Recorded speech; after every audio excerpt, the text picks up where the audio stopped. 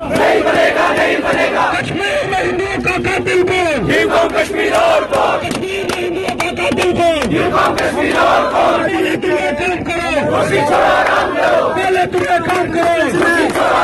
कोई समझ नहीं आ रहा है कि वहाँ हद से हमको पहले तुम्हें काम करो, मारा जा रहा है।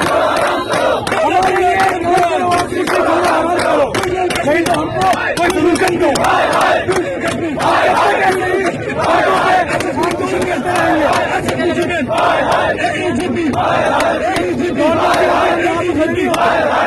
आज एक बार मारा गया। बोलो बोलो बोलो बोलो, भारत माता की जय, भारत माता की जय, भारत माता की जय। मातरम मातरम, वंदे मातरम, मातरम मातरम, वंदे मातरम, मातरम मातरम, वंदे मातरम, मातरम मातरम, वंदे मातरम, मातरम मातरम। वंदे मातरम, बोलो बोलो बोलो, भारत माता की जय, भारत माता की जय, भारत माता की जय, भारत माता की जय, भारत माता की जय।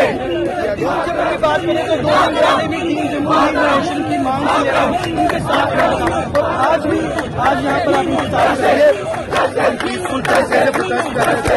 वही खबर आती है कि शुपैया में एक जगह पे पूरन सिंह भट्ट की गोली मार दी जाती है, उनको हॉस्पिटलाइज किया जाता है और आधे घंटे के बाद जय, जय,